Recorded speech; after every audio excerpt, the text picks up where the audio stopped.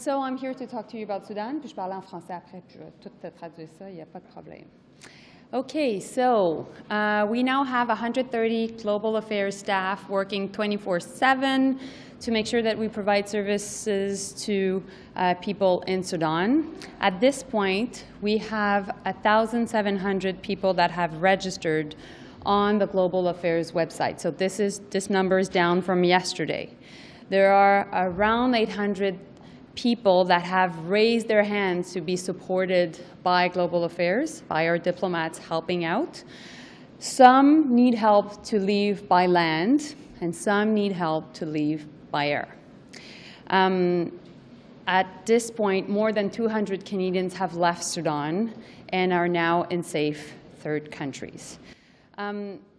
We've negotiated safe passage with many countries already, with Egypt, with Ethiopia, and with Kenya. And this morning, I was able to reach a deal with Chad to make sure that there would be a safe passage with Chad for our Canadians. May they be dual nationals, because a Canadian is a Canadian is a Canadian. Now, there are 2 Canadians' flights that left Sudan this morning. We'll have more to say later today as they are right now transiting, and we'll have more information to give you about the manifests, about who is on the flight, and we are looking at other options in the coming days. Now, our main preoccupation in terms of operation at this point is to make sure that the ceasefire, which is technically ending tonight, is extended. So we're reaching out to many countries, and I'm reaching out to many of my counterparts to get updates about the negotiations and to make sure that that is the case, and we hope for the best. So I'm here to answer your questions, so you know this is our utmost priority, and our goal is to make sure that Canadians are safe, and for those who want to leave Sudan, that they have options to be able to take a decision. So I'll do it in French, and then I can answer your questions. Okay? Donc, présentement, il y a environ 130 personnes qui travaillent à Affaires mondiales Canada et qui offrent des services 24/7. Nous sommes présentement à 1700 personnes qui se sont enregistrées sur nos systèmes et ce chiffre est en diminution par rapport à hier. Il y a environ 800 personnes qui ont vraiment levé la main pour de l'aide. Parfois, ils demandent de l'aide au niveau pour quitter, dans le fond, par du transport aérien, mais plusieurs d'entre eux veulent du transport, dans le fond, par voie terrestre. Pourquoi? Parce que ce n'est pas tout le monde qui est à Khartoum, dans la capitale. Plusieurs personnes sont partout à travers le territoire du Soudan.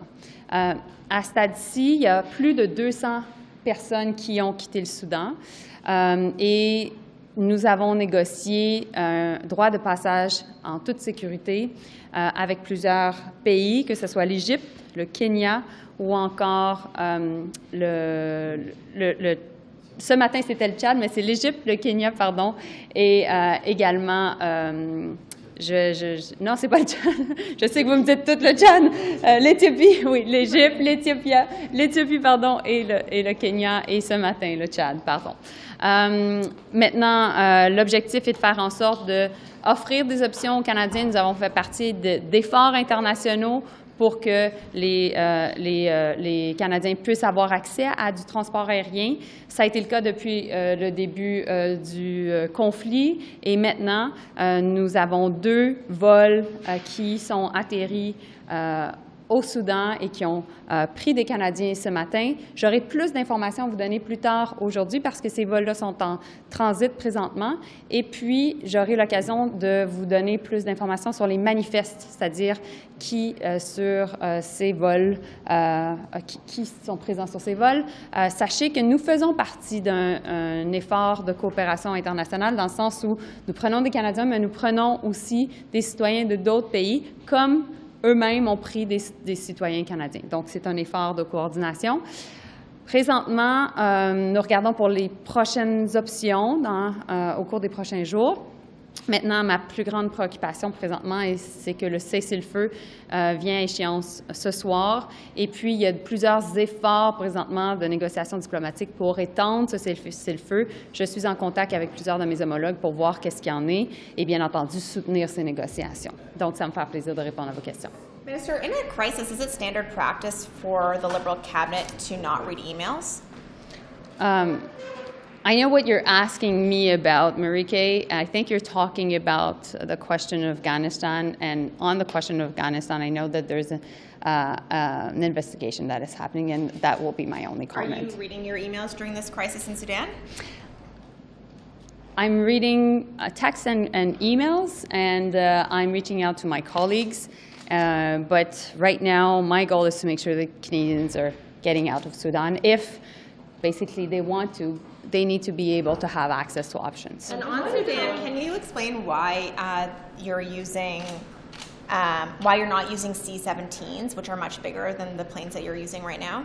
So there are some technical issues with the airport that we're dealing with.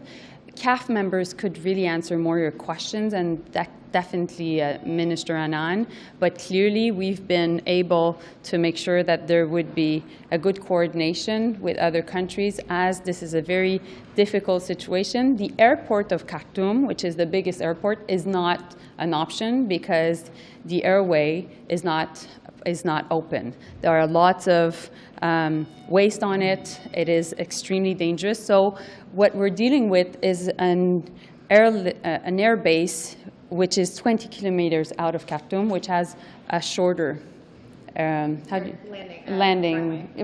There's a shorter runway. Juste pour être certaine, d'abord, on n'est pas en mesure de dire combien il y a de personnes sur chacun des avions, combien il y a de Canadiens, c'est bien ça? On va avoir de l'information d'ici la fin de la journée. Et sur le cessez-le-feu, s'il n'y a pas de cessez-le-feu, dans quelle mesure êtes-vous capable de faire sortir justement les Canadiens? Est-ce qu'on met toutes ces activités-là sur une pause ou on essaie quand même de faire sortir les gens? On va prendre nos décisions toujours basées sur les risques de sécurité et surtout la possibilité de pouvoir atterrir à l'aéroport auquel j'ai fait référence. Mais aussi, on regarde plusieurs options. Comme vous le savez, le Canada a 2 navires dans la région. Il y a plusieurs des efforts de coopération qui ont lieu à partir de Port-Soudan, notamment les Nations unies qui sont très présents là-bas. Alors, je sais que ma collègue, la ministre de la Défense, regarde plusieurs options. Et là, vous avez dit qu'il y a 130 personnes qui travaillent là-dessus comme cellule de crise, donc c'est plus que ce qu'il y avait au début de la semaine. Est-ce que vous envisagez d'augmenter encore les ressources? Vous avez l'impression que vous avez atteint le point en fait, ça a été entre 80 et 130 depuis le début, mais là, présentement, puisqu'il y avait 2 avions qui quittaient le Soudan, on a fait en sorte, bien entendu, qu'il y ait énormément de personnes. Le plus important, c'est que les gens accèdent à l'information et qu'ils puissent prendre une décision en toute connaissance de cause. Vous savez, la situation au Soudan, avant le cessez-le-feu, était, selon le secrétaire général Antonio Guterres, l'endroit le plus dangereux au monde. Alors, dans les circonstances, on agit en toute diligence, mais on sait qu'on doit faire notre effort parce qu'on est là pour les Canadiens en temps de moment difficile. Why does it keep it seems like it keeps happening that places in the world fall into chaos and then we have to scramble to get our people out when there have been warnings that the chaos was coming? This is not just a one-off now, it's happening multiple times. Well, first and foremost, I will push back on the fact that we were warned that this was happening, in the sense that there are many hotspots in the world, and there are many hotspots, particularly in Africa. I was at the G7 with all my counterparts when this started. I was in Nagano, Japan, and we all started working together. And we've been at this since day one, working with other countries to find a place to do an airlift, to secure that place, to make sure that we would be working together. That's why Germany, the UK, France have been taking some of our nationals. We're taking some of their nationals together as we speak as well. And, you know, at the end of the day, I'm not into Monday morning quarterbacking. My job is to get Canadians outside of Sudan, and we will make sure that that's the case.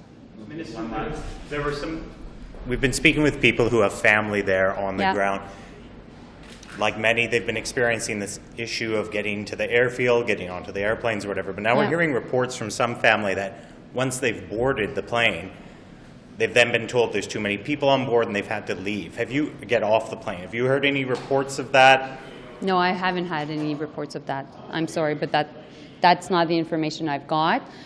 our goal is to make sure that people have options when they decide to come and take an airlift, that they're able to get to a safe third country.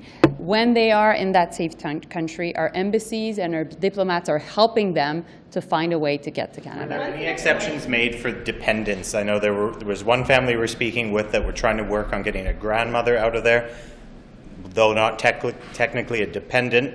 This is someone that needed health assistance. That's why their family was there.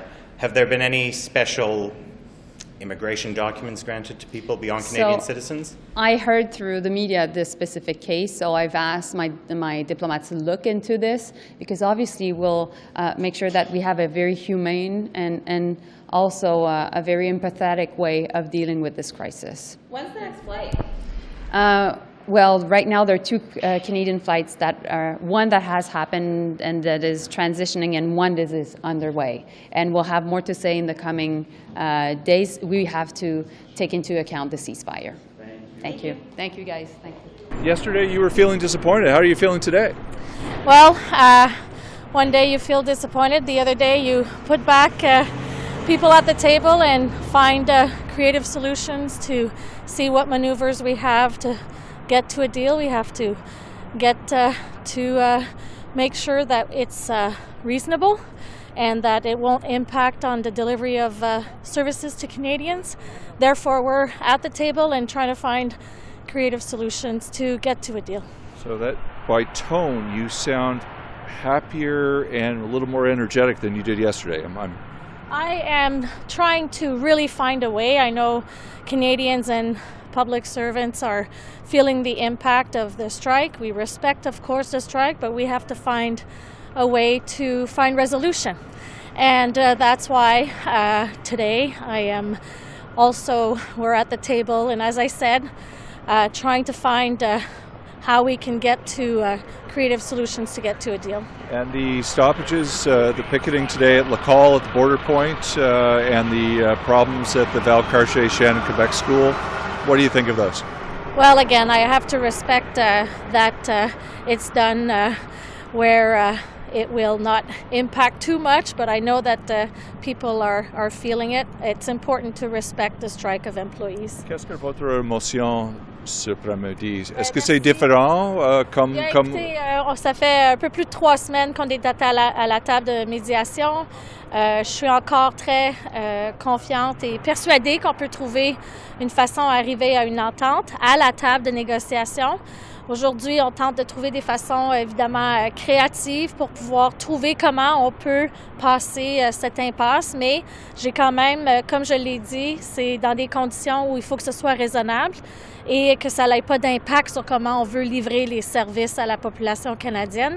Donc, je cherche, avec le peu de marge de manœuvre qui me reste, comment on peut arriver avec l'Alliance pour trouver une solution. Et les actions à Lacalle et Shannon, qu'est-ce que vous pensez sur ça? Évidemment, c'est préoccupant. Ça met la pression, évidemment, à nos services à travers le pays. Ça fait aussi un effet et des impacts, on le sait. Par contre, je dois dire qu'on doit respecter la grève qui est faite par les travailleurs. On respecte ça. Je dirais la bonne nouvelle, c'est le fait qu'on est à la table et on travaille très fort. Merci beaucoup. Hier matin, excuse-moi pour le temps, votre émotion, c'est n'a pas énergie, c'est tristesse. Qu'est-ce que vous... je suis concentrée, je vais vous dire. J'ai, comme tout le monde, très hâte qu'on trouve une résolution. Je cherche toutes les façons créatives, des solutions pour pouvoir en trouver une résolution. Merci beaucoup. It's been over a week since the PSAC workers have been on strike, and you know who most of them are? They're women who, many of whom are trying to support their families on $40,000 a year, and they're not asking for a raise. They're not asking for a raise. They're just asking for an increase to keep up with inflation. And where's the Prime Minister? He's in New York. He's in New York. Meanwhile, he's just cut $150 million that's going to be cut from women's shelters in Canada. This is horrific. You know, the Prime Minister has an obligation to do both. He has an obligation to support women internationally and support women at home at the same time. He has a moral obligation. And where is he? While women are on the picket line trying to feed their families, he's off in New York. This is unacceptable. He needs to get home. He needs to get working with the workers on strike and come up with a fair deal so that people can feed their families.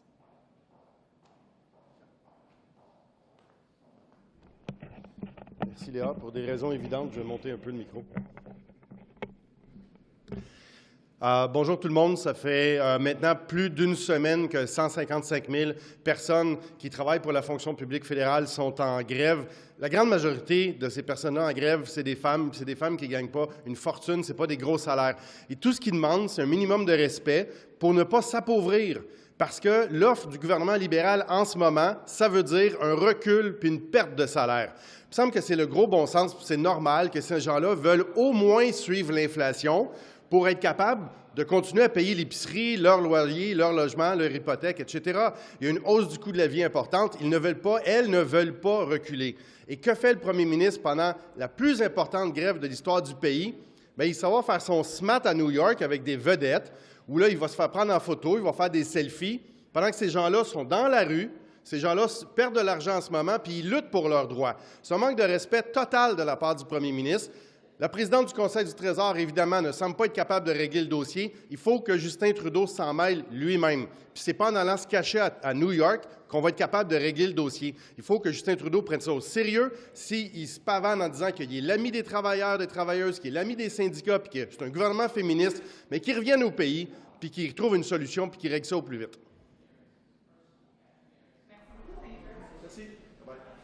This last question for you.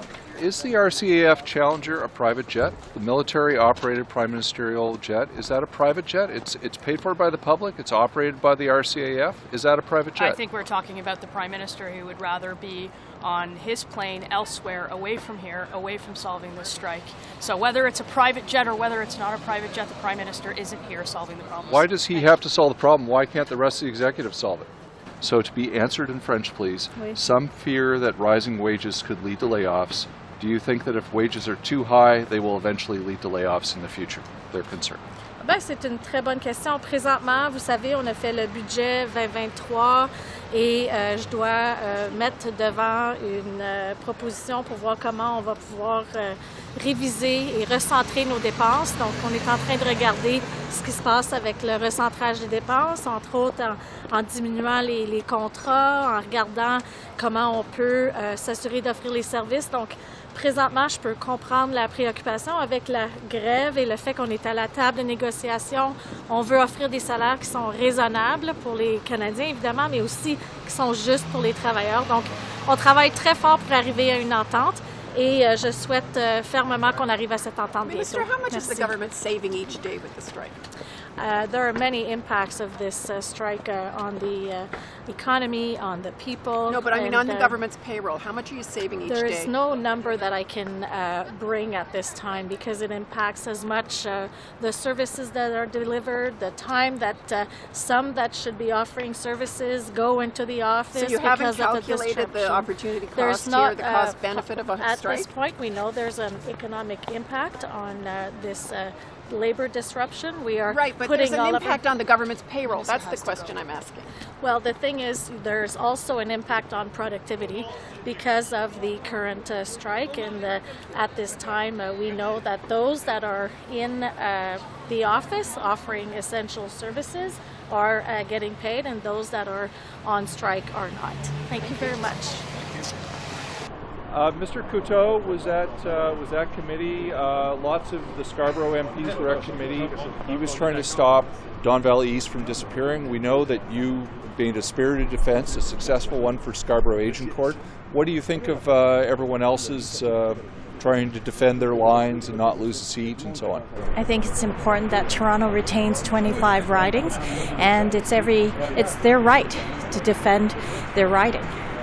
Do you feel sad that Don Valley East right now is disappearing, but you got to save Agincourt? Or?